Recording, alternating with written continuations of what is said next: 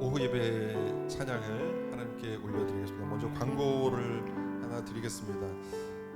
이번 주 새벽 예배는 목요일까지 드리고요. 이제 9일부터 설날 연휴가 시작됩니다. 9일 금요일에는 새벽 기도회가 따로 없고 또 금요 평신도 훈련 할까요?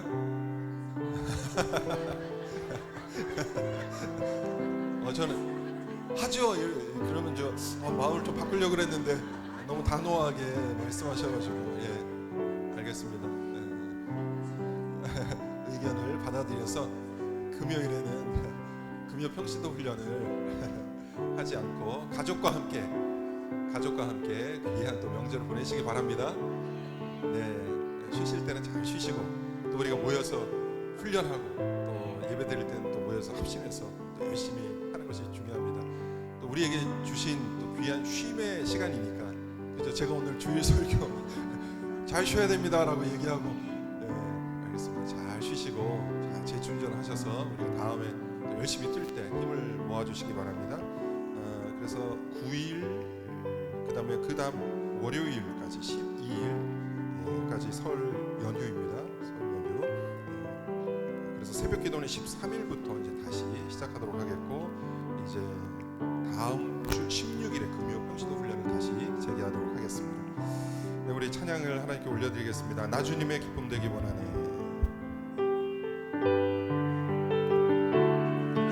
우리 마음을 다해서 기도하는 마음으로 부르겠습니다.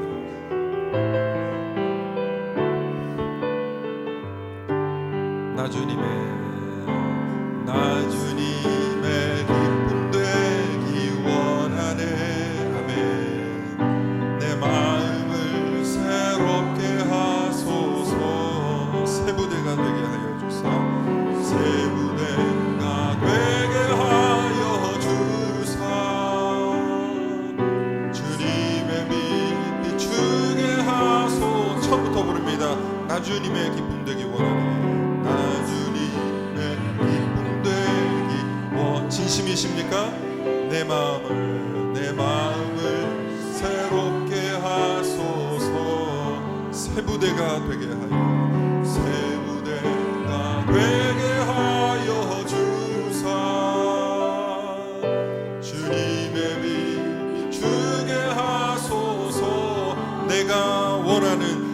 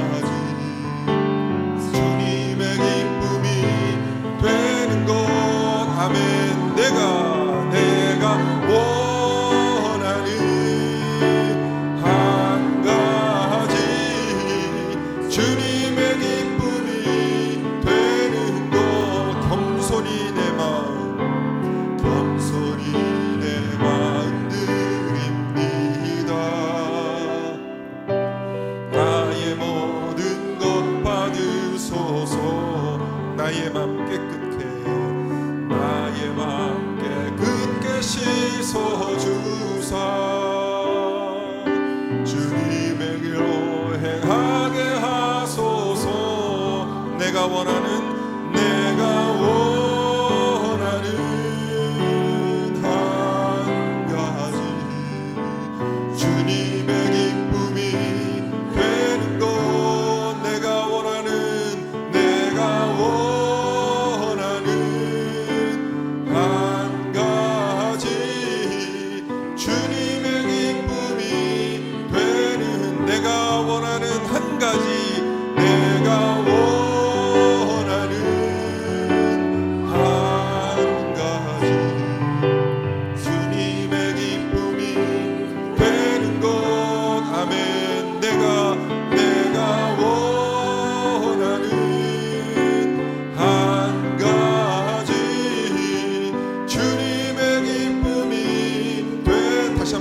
합니다. 내가 원하는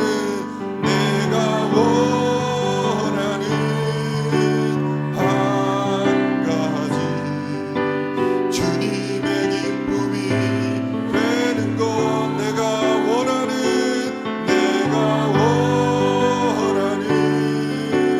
한 가지 주님의 기쁨이 돼. 다시 한번 고백합니다. 내가 원하는 한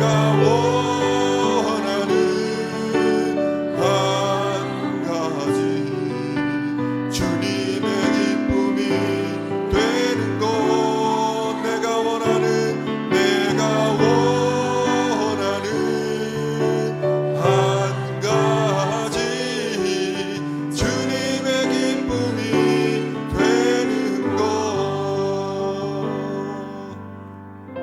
아멘이십니까?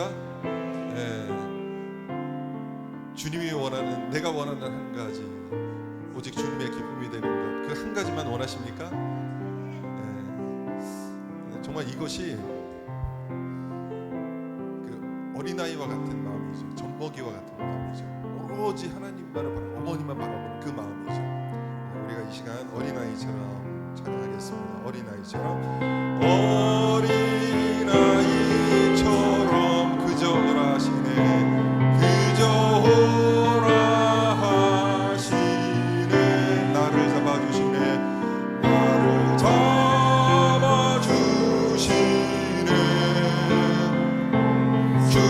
강한 손으로 처음부터 부릅니다. 어린아이처럼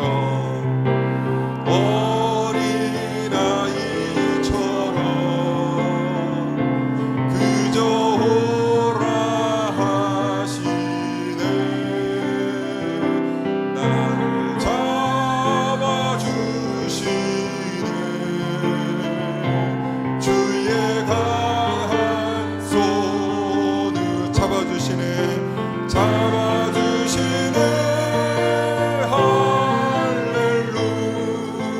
할렐루야. 거룩한 주 잡아주시네.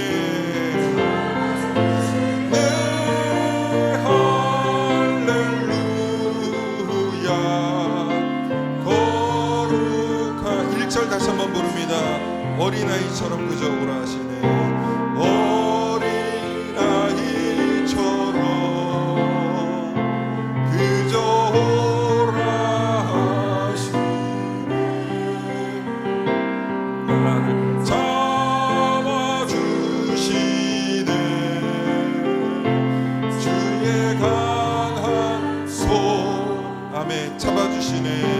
잡아주시네. 할렐루야. 거룩한 주 잡아주십니다. 잡아주시네. 할렐루야. 거룩한 2절 부릅니다. 나 가난한 마음으로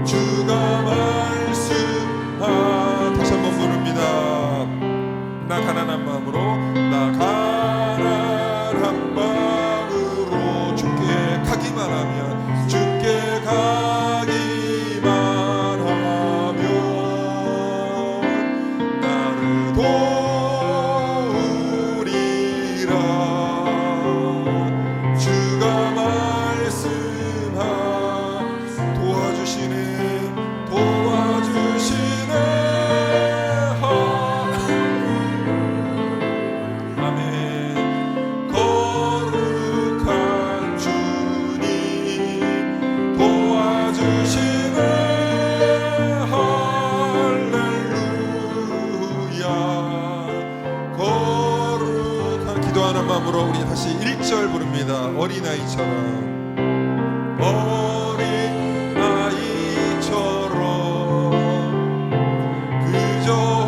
오라 하시네.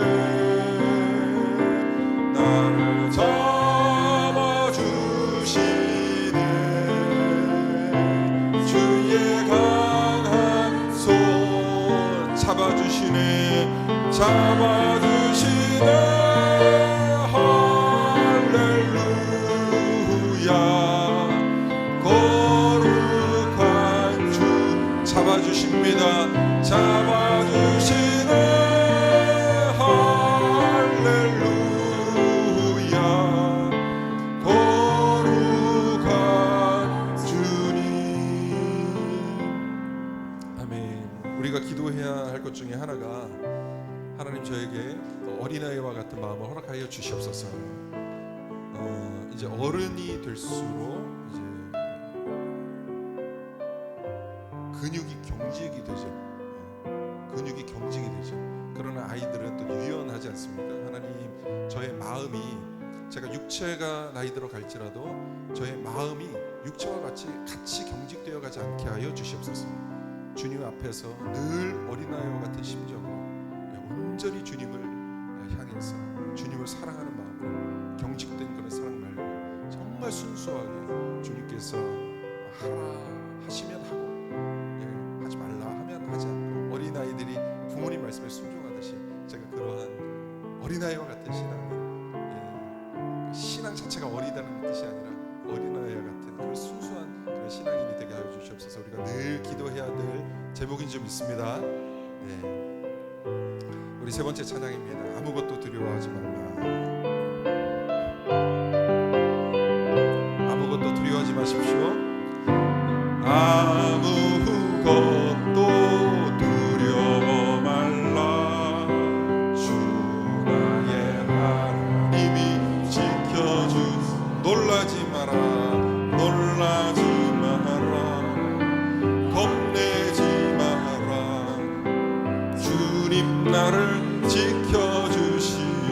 아무것도 두려워 말라. 아무것도 두려워 말라. 주 나의 하나님이 지켜주시네. 놀라지 마라. 겁내지 마라. 주님 나를 지켜주시네. 내 맘이 힘에 겨워, 내 맘이 힘에 겨워 지칠지라도 주님 나를 지켜주시네. 세상의 험한 풍파 몰아칠 때도 주님 나를 지켜주시네. 주님은 나의 산소, 주님은 나의 요새, 주님은 나의 소망, 나의 힘이 되신 여호와. 처음부터 부릅니다. 아무것도 두려워 말라. 주 나의 하나님이 지켜주시. 놀라지 마라. 겁내지 마라. 주님 나를 지켜주시. 내 맘이 힘에 겨워 지칠지라도, 내 맘이 힘에 겨워 지칠지라도 주님 나를 지켜주시네. 세상의 험한 풍파 몰아칠 때도 주님 나를 지켜주시. 아멘. 주님은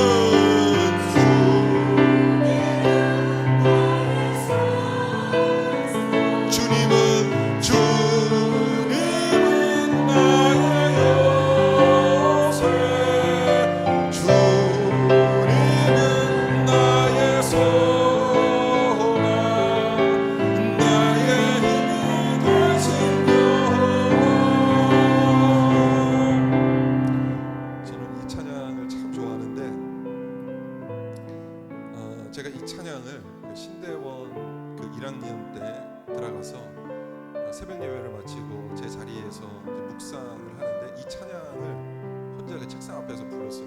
근데 이 찬양의 가사가 마음에 그렇게 사무치도록 다가오는 거예요. 아무것도 두려워 말라, 주 나의 하나님이 지켜주시네.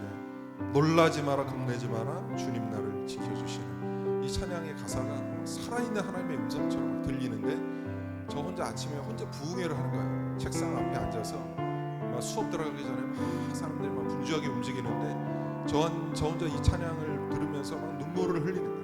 그래서 저는 이 찬양을 부를 때마다 늘 그 총신대학교 신대원 기숙사 그 책상 자리에 앉아있는 제 모습이 보입니다.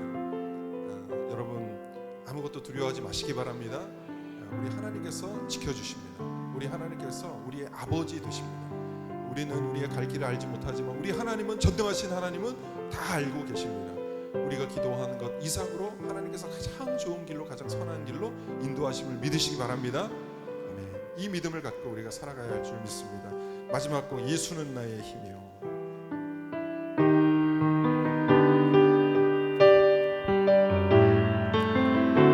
우리 고백하는 시간이 갖기 원합니다. 예수는 나의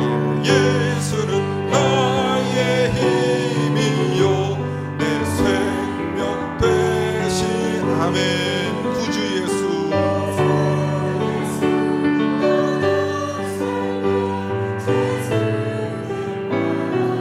눈물이 앞을 가리고 내 맘에 근심 쌓일 때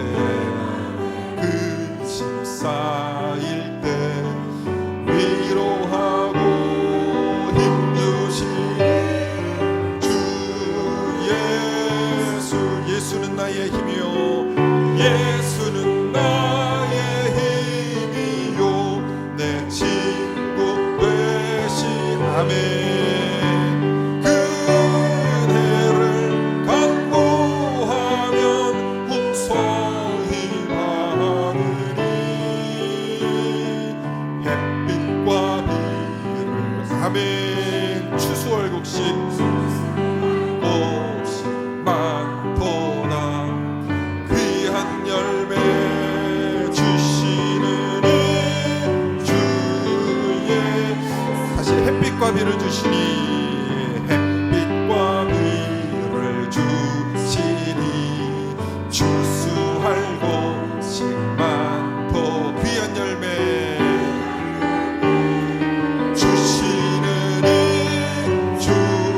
예, 한 번 더. 햇빛과 비를 주십니다. 햇빛과 비를 주. 아멘. 추수할 곳이 많도다. 귀한 열매 주시는 주. 예, 3절입니다. 예수는 나의 힘이요, 내 기쁨 되신 그 명령을 준행하여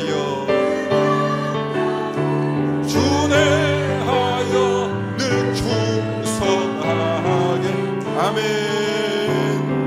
주야로 보호하시며 바른 길 가게 하시니 의지하고 따라가리 주의. 4절입니다. 마지막. 예수는 나의 힘이요, 내 소망 되시니. 이 세상을 떠나갈 때 곧 영생 얻으리. 한없는 복을 주시고, 한없는 복을 주시고, 영원한 기쁨 주시니. 나의 생명, 나의 기쁨 주의. 한없는 복을 주시고, 한없는 복을 주시. 아멘. 영원한 기쁨 주시니. 나의 생명, 나의 기쁨 주의. 마지막으로 한없는 복을 주시고, 한없는 복을 주시. 아멘. 영원한 기쁨 주시니. 나의 생명, 나의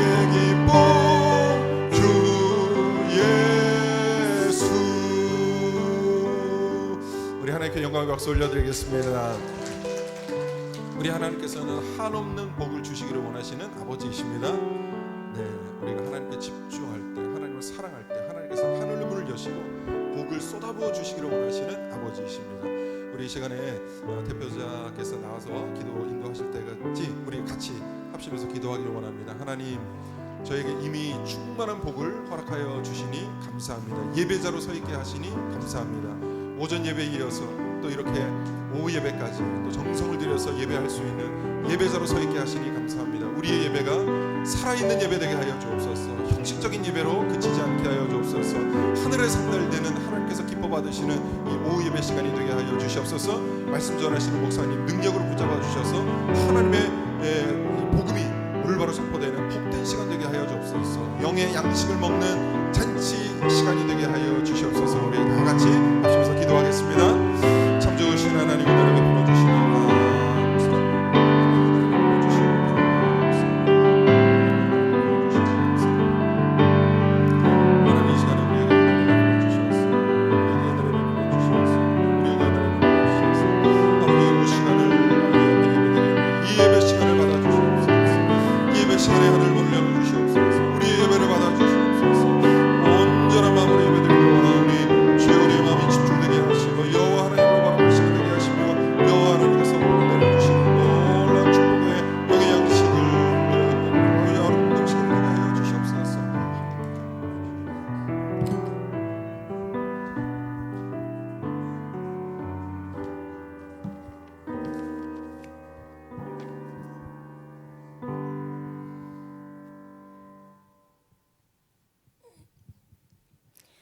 자비하신 하나님 아버지, 감사합니다. 부족하고 연약한 저희들을 변함없이 사랑하여 주시고 오늘 오후 예배까지 인도하여 주셔서 하나님께 예배하게 하시니 참으로 감사를 드립니다. 주님, 지금도 지구촌 저쪽 어딘가에서는 전쟁으로 수많은 사람들이 죽어가고 점점 폐허가 되어가고 있는 모습들을 가끔 TV를 통해 보여지곤 합니다. 주님, 그들을 불쌍히 여기시어 전쟁이 속히 종식될 수 있도록 은혜를 내려 주시옵소서. 이 나라 이 민족을 사랑하여 주시고 지금까지 인도하여 주신 하나님 아버지, 이 나라에 두 번 다시는 전쟁이 일어나지 않도록 지켜 보호하여 주시기를 간절히 기도드립니다. 한 생명이 천하보다 귀하다고 하신 하나님 아버지, 우리 교회가 오직 성령으로 충만한 교회가 되어 올 한 해도 복음으로 사람을 살리고 키우고 고치는 한 생명 구원 사업을 하려고 합니다. 온 유대와 사마리아와 땅끝까지 복음을 전하라고 말씀하신 하나님의 명령 따라 순종하는 마음으로 나아가오니 복음을 전하러 나가는 귀한 발길과 손길 위에 주님 항상 함께하여 주셔서 우리의 입술을 통하여 담대하게 전할 수 있도록 도와주시옵소서. 수고한 손길이 헛되지 않도록 잘 자라게 하시고 추수하는 날에 풍성하게 열매 맺어 거둘 수 있기를 간절히 소망합니다. 특별히 홍석한 장로님을 전국 장로회 부회장으로 세워주시고 귀한 직분 주셨사오니 맡은 직분 충성되이 잘 감당해 나가실 수 있도록 주님께서 항상 함께하여 주시고 건강도 지켜 주시옵소서. 며칠 후면 민족의 대명절인 설이 다가옵니다. 가족과 친지들과 만나서 즐겁고 행복한 날 되게 하시고 오가는 길에도 안전하게 지켜주시길 원합니다. 우리 강북성탄교회를 담임하고 계시는 지동춘 목사님께 성령으로 충만하게 하여 주시고 피곤치 않도록 영육간의 강건함을 더하여 주시옵소서. 이 시간 말씀 전하실 한준현 목사님께도 성령님 함께하여 주셔서 하나님의 말씀을 전하실 때 하나님의 권능이 목사님의 권능이 되게 하여 주시고 말씀을 듣는 우리 모든 성도님들에게도 큰 은혜 받는 귀한 시간이 되게 하여 주시옵소서. 감사를 드리며 우리를 죄에서 구원하신 예수님의 이름으로 기도드립니다.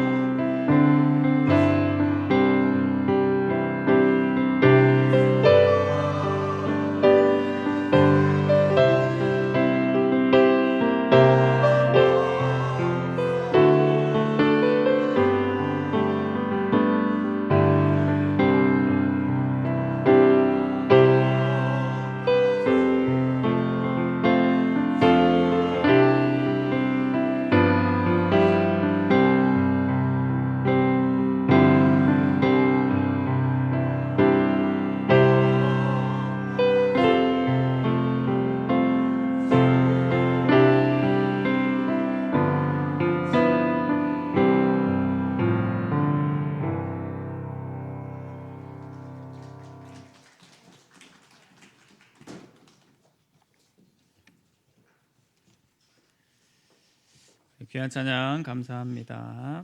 우리 함께 말씀 보시겠습니다. 오늘 함께 보실 말씀은 우리 신약성경 에베소서 1장 19절에서 23절까지 말씀입니다.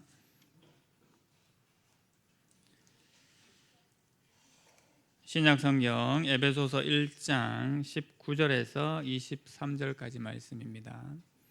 신약성경 제가 가진 성경으로 311면에 있습니다.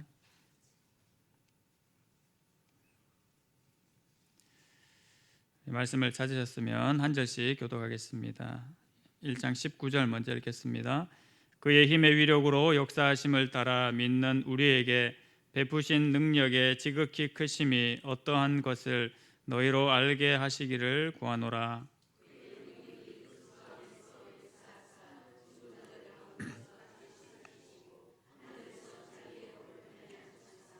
모든 통치와 권세와 능력과 주관과 이 세상뿐 아니라 오는 세상에 일컫는 모든 이름 위에 뛰어나게 하시고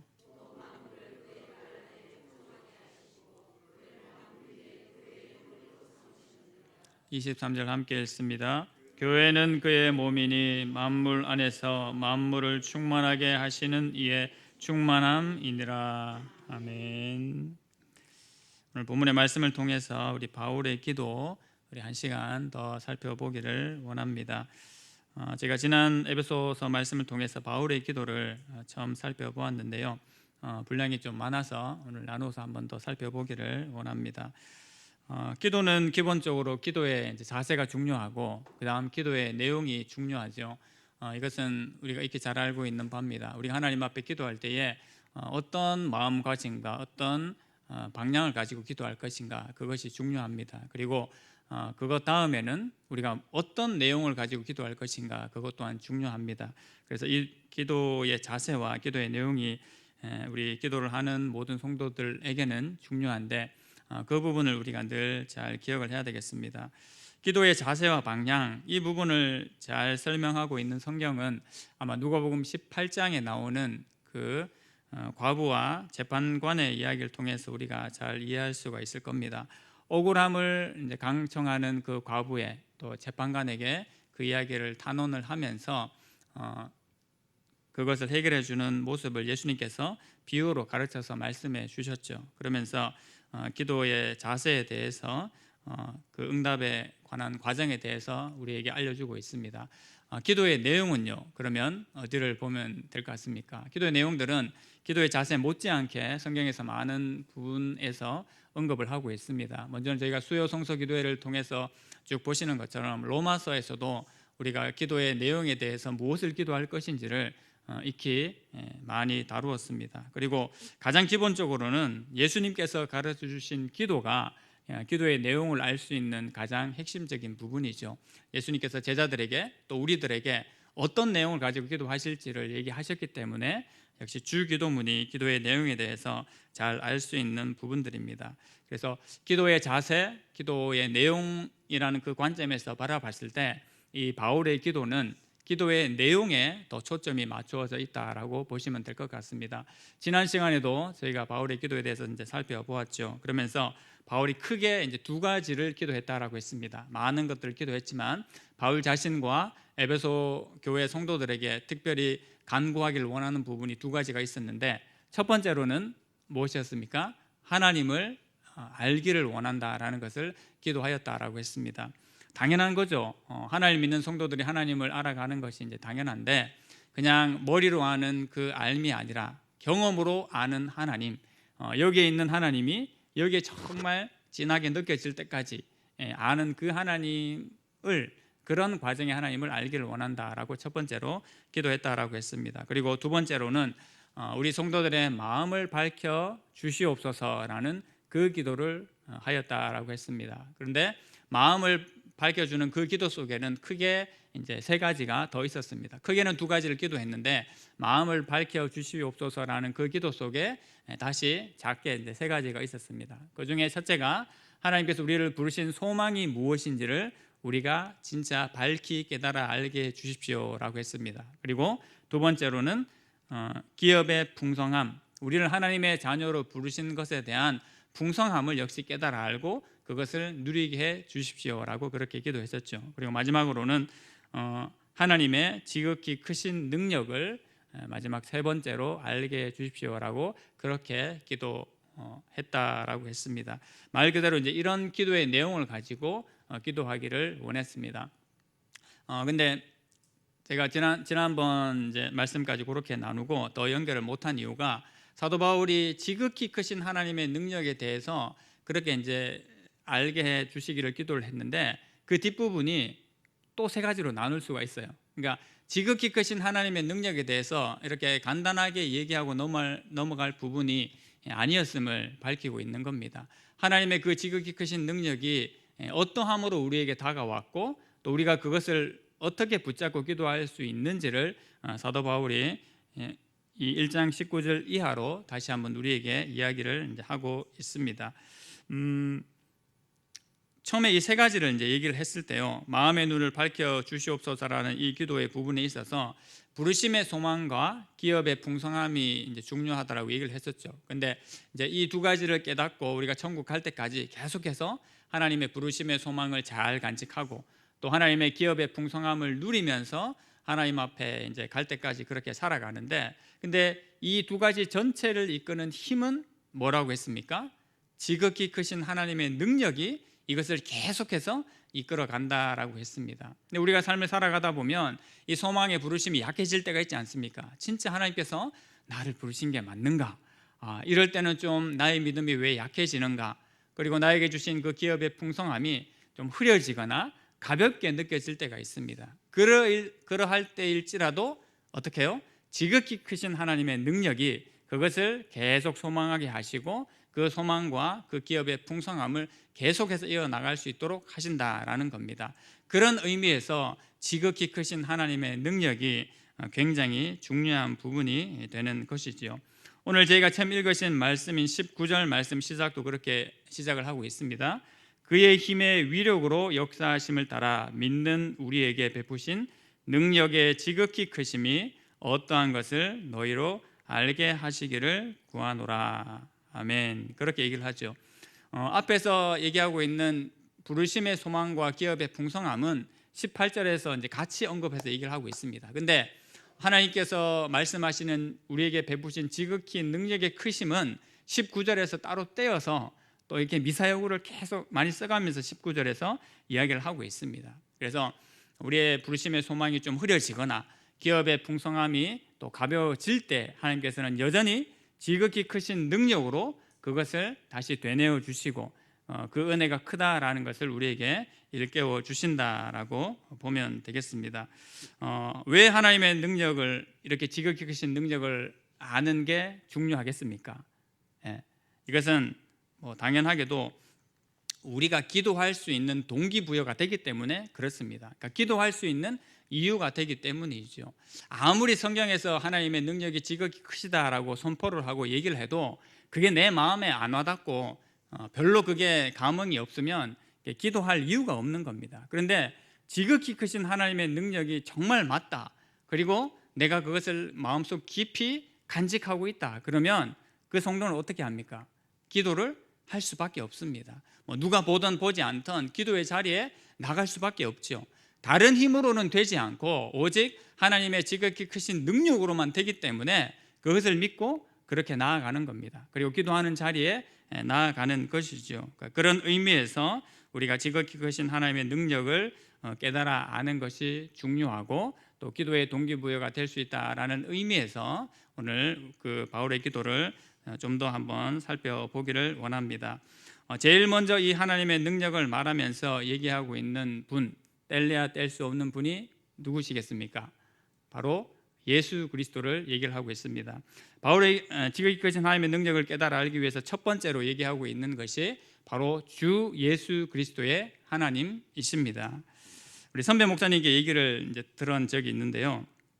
신학교에 가서 이제 시험을 보고 면접을 치르는데 신학교 교수님께서 이제 면접하면 이렇게 질문을 하지 않습니까?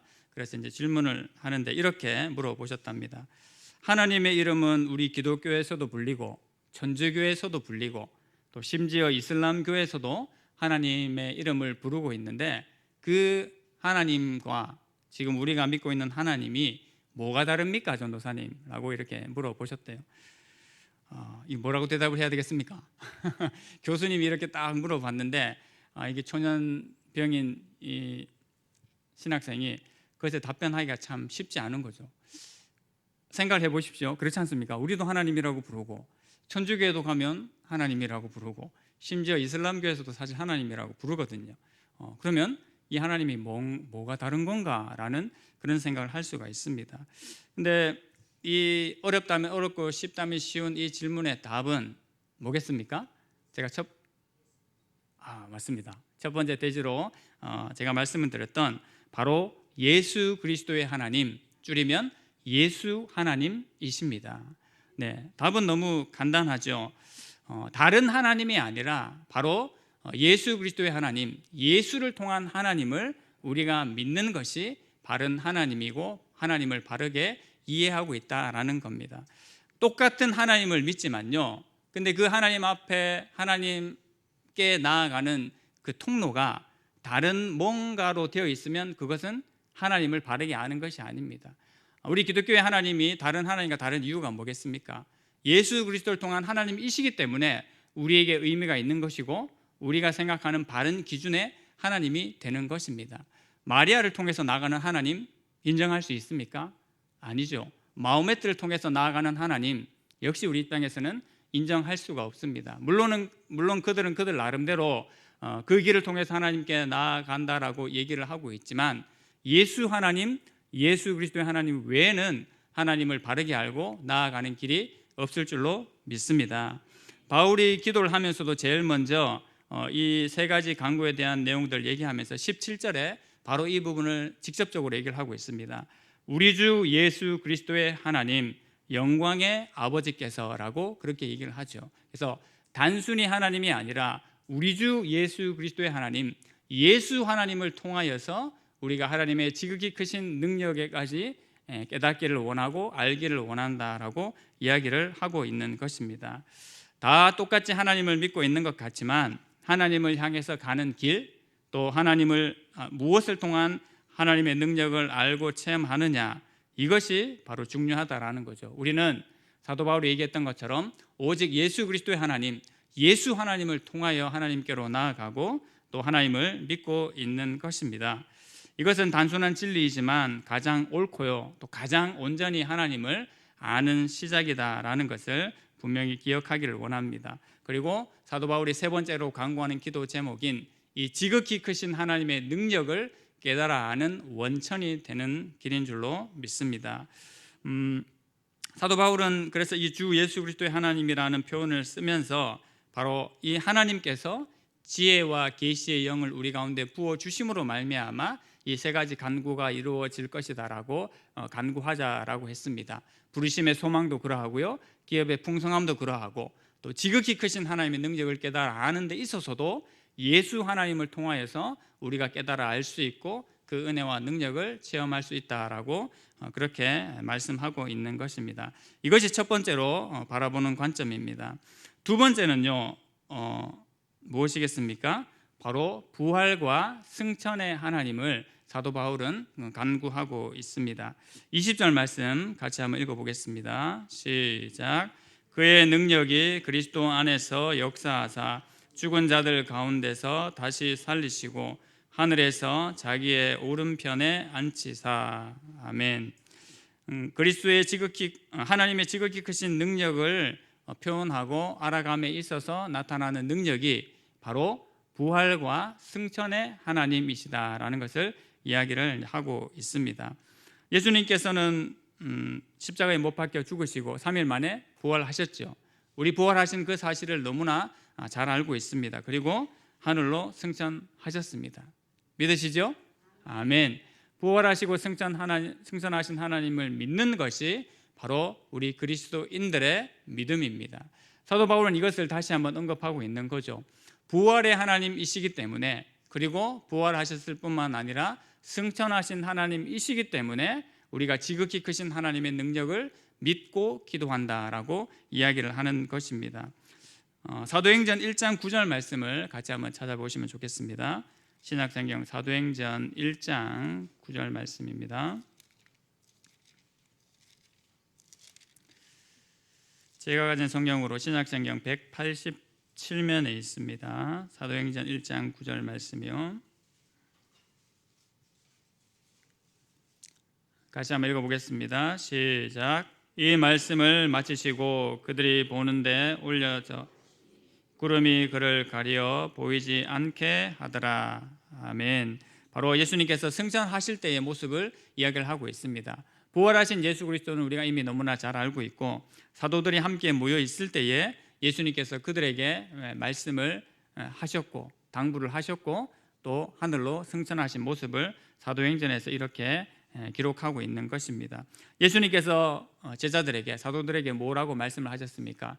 곧 성령을 너희에게 보내어 줄 것이다. 그러니까 너희는 예루살렘을 떠나지 말고 여기서 기다리고 기도해라 라고 말씀을 하셨습니다. 그리고 하늘로 올라가실 때에 제자들이 하늘을 막 쳐다보고 있으니까 역시 사도행전 1장에서 뒤에 나오는 말씀에 흰옷 입은 두 사람이 그들 곁에 서서 갈릴리 사람들아 어찌하여 서서 하늘을 쳐다보느냐, 너희 가운데서 하늘로 올려지신 이 예수는 하늘로 가심을 본 그대로 오시리라 라고 그렇게 말씀을 하셨습니다.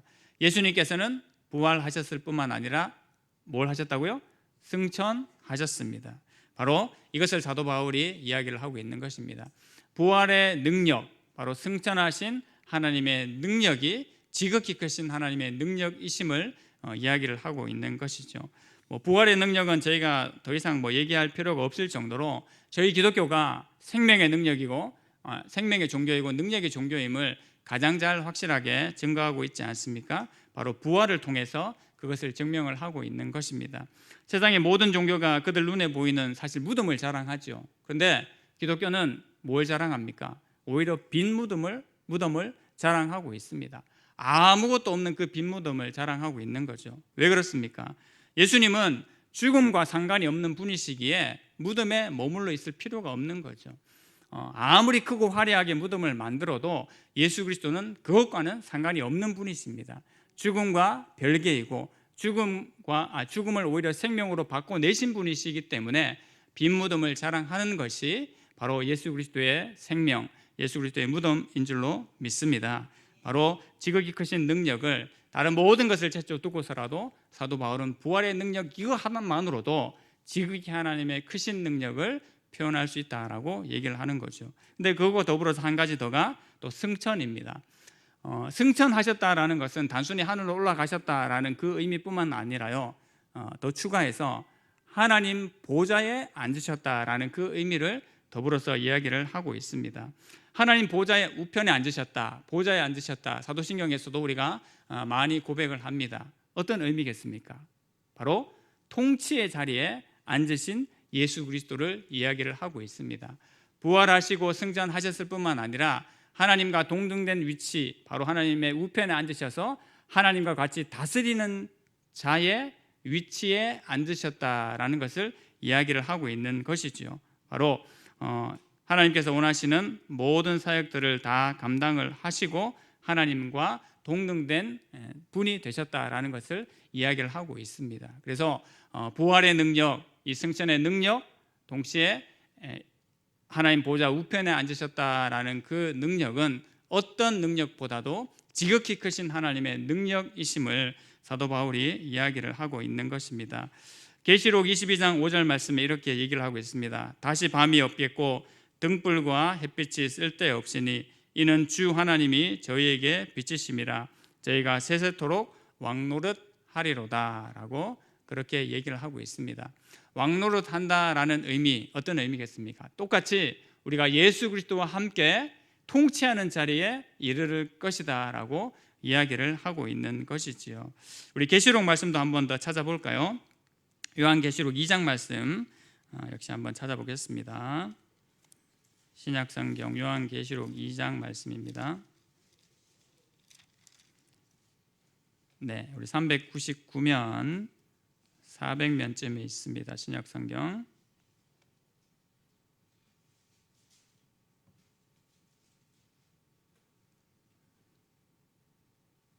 요한계시록 2장 25절, 26절, 27절 그렇게 다 한번 읽어보겠습니다.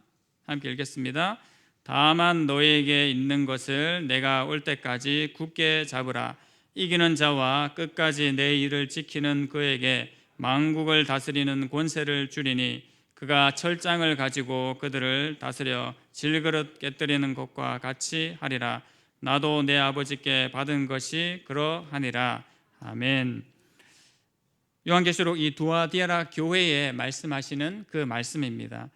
이기는 자와 끝까지 내 일을 지키는 그에게 만국을 다스리는 권세를 주리니라고 얘기를 하고 있죠. 바로 예수 그리스도께서 당부하신 그것을 지키는 자에게 하나님께서 이 같은 은혜를 베푸시겠다라는 겁니다. 근데 그 모습을 어떻게 표현하고 있습니까? 그가 철장을 가지고 저희를 다스려 질그릇 깨뜨리는 것과 같은 그런 권세의 능력으로 왕노릇하게 해 주시겠다라고 이야기를 하고 있는 것입니다.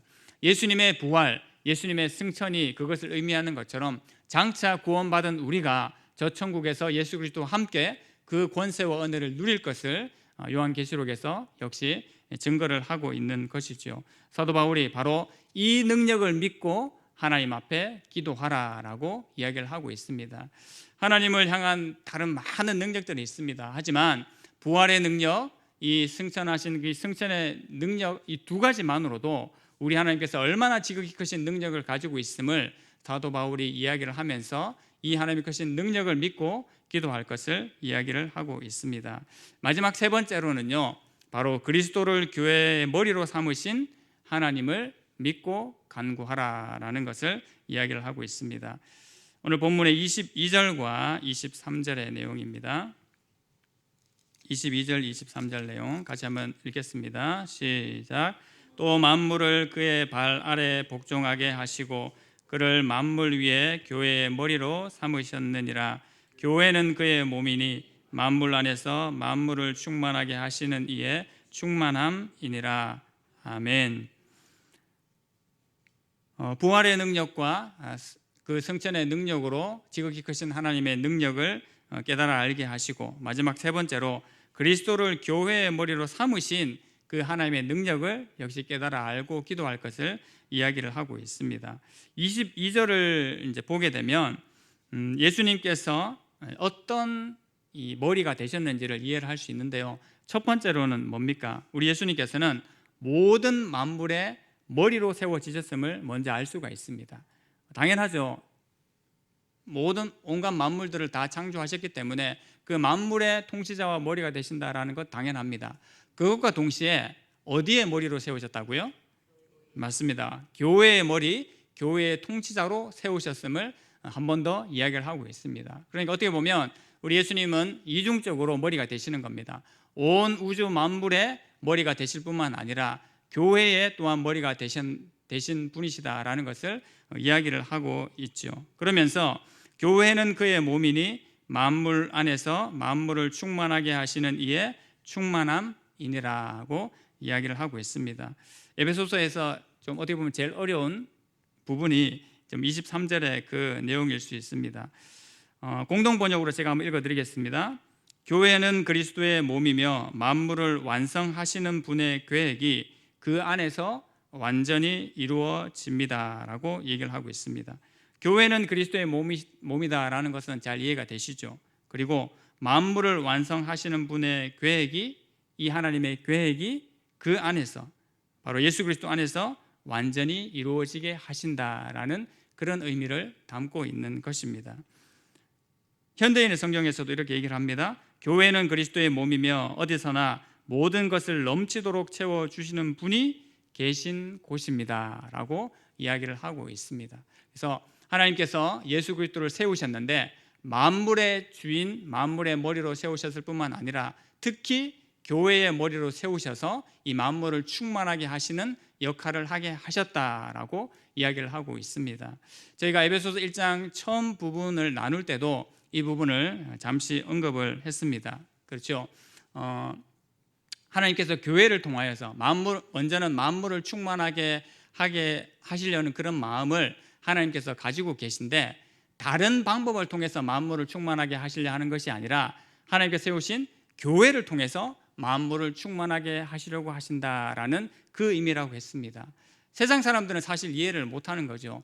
만물이 충만해지고 이 만물이 바르게 서는 것, 뭐 만물까지는 아니어도 이 지구상의 사람들이 온전하고 좀 더 의미 있게 살아가기 위해서는 어떤 위대한 지도자 아니면 어떤 잘 설계된 어떤 프로그램들이나 좋은 정책들이 우리 인류를 그렇게 할 것이라고 기대하고 생각하고 있습니다. 근데 실제로는 그렇지 않죠. 아무리 잘 설계된 어떤 제안들, 정책들이 있어도 그것은 인간이 만들어낸 것이기 때문에 분명히 한계가 있습니다.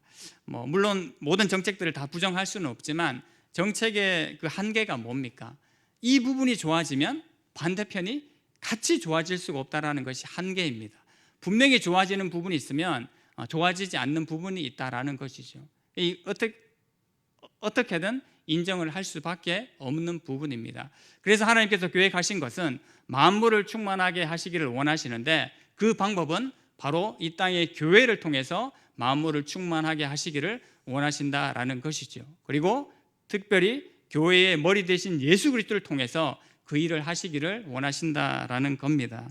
하지만 문제는 이게 우리의 눈으로 쉽게 그렇게 판단이 안 되고 쉽게 보여주지 않기 때문에 세상 사람들도 교회에 대해서 비관적이고 심지어는 교회 속에 몸담고 있는 우리도 때때로 이것을 바라보면서 비관적인 마음을 가지는 것이 현실입니다. 하나님 이게 가능할까요? 하나님께서 만물을 충만하게 하시고자 하는 그 마음이 이 교회를 통해서 하시고자 하는데 하나님 정말 그게 가능할까요? 제 모습을 봐도 그럴 것 같지 않고 이 상대방의 모습을 봐도 그렇지 않는 것 같은데 하나님 정말 가능한가요? 그런 질문을 할 수가 있습니다. 우리는 할 수 없죠. 하지만 하나님은 하실 수 있는 줄로 믿습니다. 우리가 처음 도입 부분에 나눌 때도 그렇게 얘기했지만 우리는 할 수 없지만 우리 안에 계신 예수 그리스도께서 지극히 크신 능력을 가지고 계신 하나님께서 감히 나와 우리를 통해서 그 일을 이루어 가실 줄로 믿습니다. 성도는 이 믿음을 가지고 예수 그리스도를 믿고 또 함께 공동체된 교회 안에서 이 믿음을 가지고 믿고 기도하며 나아가야 되는 존재인 줄로 믿습니다.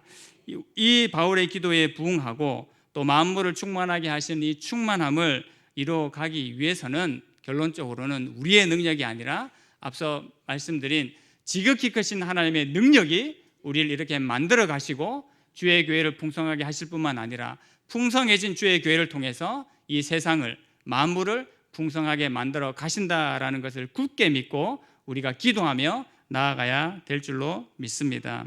사도 바울이 왜 이것을 간구했겠습니까? 사도 바울이 왜 이 기도 제목을 가지고 에베소 교인들에게 그렇게 간구하고 이렇게 기도하자라고 얘기를 했겠습니까? 다른 많은 이유들이 있지만 이게 쉽게 될 일이 아니기 때문에 여러분 기도를 간구하고 기도를 요청했다라고 생각을 하셔야 됩니다. 우리도 마찬가지지 않습니까? 우리 삶의 모든 일들에 있어서 쉽게 될 일들에 대해서 우리가 당연히 기도해야 되지만 사실 인간적인 마음으로 쉽게 될 일들에 대해서 우리가 잘 기도하지 않지 않습니까? 반대로 무엇을 위해 기도합니까? 잘 이루어지지 않은 일, 불가능한 일, 뭔가 내 마음에 의심이 생기는 그 일에 대해서 사실 우리가 기도하지 않습니까? 마찬가지입니다. 사도 바울도 지극히 크신 하나님의 능력에 대해서 많이 깨달아 알고 또 그 능력을 알고 있습니다. 그럼에도 불구하고 교회가 이 역할을 해내는 것, 교회가 만물을 충만하게 하는 그 역할을 해내는 것이 쉽지 않은 일이기 때문에 바울 자신이 기도했을 뿐만 아니라 함께 동력하고 있는 모든 교회에 이 일을 위해서 기도하자라고 얘기하고 있는 줄로 믿습니다. 에베소 교인들에게 역시 그렇게 청하고 있는 것이죠. 우리도 마찬가지일 것 같습니다. 우리 앞에 놓인 여러 가지 문제들, 산재된 어려움들 있을 줄로 압니다. 그 현실들만 보면 낙심이 되고 이것을 이겨내기가 쉽지가 않죠. 하지만 오늘도 우리를 충만하게 하시고 우리 교회를 충만하게 하시고 또 우리 교회를 통하여서 이 지역과 또 나라와 민족들을 충만하게 하실 그 하나님의 능력을 기대하고 우리가 기대하고 기도하며 나아가야 될 줄로 믿습니다. 그래야 할 때에 바울의 이 간구의 제목들, 우리의 부르심의 소망이 더 풍성해지고 기업의 그 풍성함이 더 놀랍게 깨달아질 뿐만 아니라 결국은 우리를 이끌어 가시는 하나님의 능력이 지극히 크시기 때문에 우리의 연약함과 어려움과 부족함이 있음에도 불구하고 반드시 이것을 이루어 가지고 성취하실 하나님의 은혜가 우리 가운데 있을 줄로 믿습니다. 우리 개인이 그러할 뿐만 아니라 주의 교회가 그런 은혜를 맛보며 그 영광과 은혜 가운데 나아가는 주의 교회 되기를 다시 한번 간절히 소망합니다. 우리 합심해서 한번 기도했으면 좋겠습니다. 하나님, 지난 시간과 이번 시간에 걸쳐서 바울의 기도를 우리가 살펴보았습니다. 오늘 특별히 지극히 크신 하나님의 능력이 우리 가운데 있고 또 그것을 믿으며 간구할 것을 바울이 요청하였는데, 하나님, 내 안에 우리 안에 이 믿음으로 또 하나님 그 하나님 바라보며 기도하기를 원합니다. 지극히 크신 하나님의 능력을 바라보고 기도하기를 원합니다. 부활의 능력과 승천의 능력, 또 하나님 교회의 머리로 삼으신 그 예수 그리스도를 교회의 머리로 삼으신 그 하나님의 능력을 믿고 우리가 기도하며 또 우리 앞에 놓여진 난관들과 어려움들을 잘 헤쳐나갈 수 있는 또 이 한 해의 출발이 될 수 있게 해달라고 우리 같이 한번 간구하기를 원합니다. 기도하겠습니다. 하나님 아버지, 은혜를 구하며 하나님 앞에 나아갑니다. 하나님, 바울의 기도를 살펴봅니다. 하나님 아버지, 지극히 크신 하나님의 능력이 우리의 심령과 마음 가운데 온전히 자리 잡게 하여 주시고, 내 안에 우리 안에 있는 어려움들과 하나님 의심하는 것들과 하나님의 능력을 바라보지 못하게 하는 모든 것들은 예수 그리스도 이름 안에 무너지게 하여 주시고, 온전히 그리스도의 능력과 은혜가 우리의 심령과 마음 가운데 충만케 하여 주시옵소서. 하나님, 주의 교회를 통하여서 만물을 충만하게 하여 주시고 모든 여건과 어려움들을 이기게 하시는 하나님의 능력이 주의 교회를 통하여 일어날 뿐만 아니라 머리 대신 예수 그리스도를 통하여 일어난다는 것을 우리가 분명히 믿으며 나아가기를 원합니다. 하나님, 나는 연약합니다. 우리는 연약합니다. 우리는 부족합니다. 오늘도 예수 그리스도의 능력을 드리며 하나님 앞에 살아가기를 소망하고, 온 성도들이 하나님 이 그리스도의 크신 능력을 더불어 힘입어 하나님 기도하며 하나님 앞에 살아가기를 소망하오니, 우리 한 사람 한 사람을 붙잡으시고 주의 교회를 하나님 강건하게 붙잡으셔서 하나님의 놀라운 은혜와 능력 우리의 심령 가운데 충만케 하시고 주의 교회 가운데 하나님 충만케 하여 주시옵소서. 끝내는 하나님, 만물을 충만하게 하시는 하나님의 충만이 우리 교회 가운데, 우리의 심령 가운데 충만케 하여 주시고 하나님 은혜 가운데 놀랍게 새겨줄 수 있도록 은혜 위에 은혜를 더하여 주시옵소서. 하나님, 은혜를 감사합니다. 사도 바울의 기도를 통하여서 우리가 어떤 내용으로 하나님 앞에 간구하며 기도해야 될지를 다시 한번 깨달아 알게 하시니 감사합니다. 어떤 것보다도 그리스도의 하나님의 지극히 크신 능력이 우리의 삶들을 이끌어 가시고 끝내는 주의 교회를 풍성하게 하시며 만물을 충만하게 하실 때까지 우리를 이끌어 가신다라는 그 믿음과 그 간구를 놓치지 않는 주의 백성들 되게 하여 주시옵소서. 사랑하는 주의 교회를 통하여서 이 일들 날마다 이루어 가시고 하나님의 마음을 시원케 하는 은혜가 주의 교회 가운데 하나님 날마다 풍성케 하여 주시옵소서. 예수님의 이름으로 기도하옵나이다. 아멘. 이제는 우리 주 예수 그리스도의 은혜와 아버지 하나님의 놀라우신 사랑과 성령님의 감동감화 역사하심이 바울의 기도를 본받아 우리도 하나님 앞에 합당한 내용으로 간구하기를 소망하는 모든 성도들에게 지금으로부터 영원토록 함께 있을지어다. 아멘.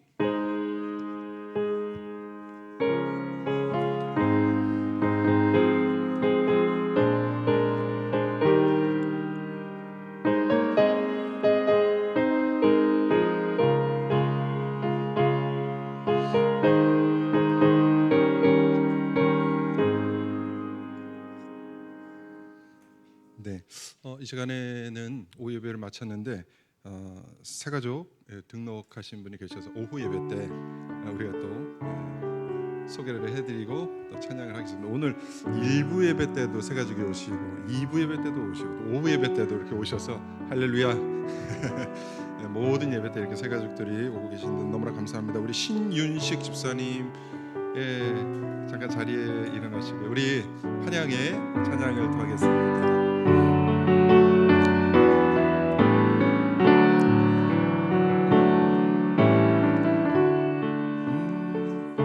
받기 위해 태어난 사랑, 지금도 그 사랑, 지금도 그 사랑 받고 있지요.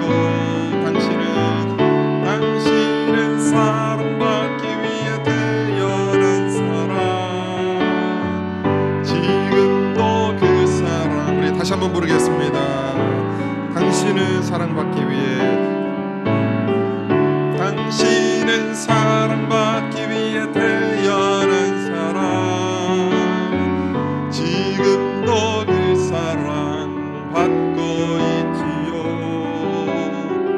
당신은 사랑받기 위해 태어난 사람 지금도 그 사랑 받고 있지요. 하나님께 박수하겠습니다. 감사합니다. 제가 다시 한번 기도하겠습니다. 참 좋으신 하나님 감사합니다. 한 영혼이 천하보다 귀한데 또 이렇게 천하보다 귀한 한 영혼을 우리 교회에 오후 예배 시간에 보내주시니 감사합니다. 하나님 우리 신윤식 집사님 또 지금까지 또 신앙의 길을 걸어오시다 또 강북성산교회에 또 등록을 하게 되었습니다. 하나님 우리에게 귀한 동역자를 허락하여 주시니 감사합니다. 하나님 이 교회에 이제 등록을 또 하였사오니 이 교회에 잘 뿌리내리게 하여 주시옵소서. 믿음이 성장케 하여 주시옵소서. 하나님을 이곳에서 더 인격적으로 가까이 만나는 복된 이 교회가 될 수 있도록 우리 신윤식 집사님 위에 복의 복을 허락하여 주시옵소서. 영적으로 강건하게 하시고 육체적으로도 건강하여 주님 오시는 그날까지 신앙생활을 잘하여 하나님께 영광 올려드리는 복된 인생이 되게 하여 주시옵소서. 감사드립니다. 예수님의 이름으로 간절히 기도 올리옵나이다. 아멘. 우리 다시 한번 박수 보내드리겠습니다. 감사합니다. 오셔서 환영합니다. 네, 오후 예배를 모두 마쳤습니다. 감사합니다.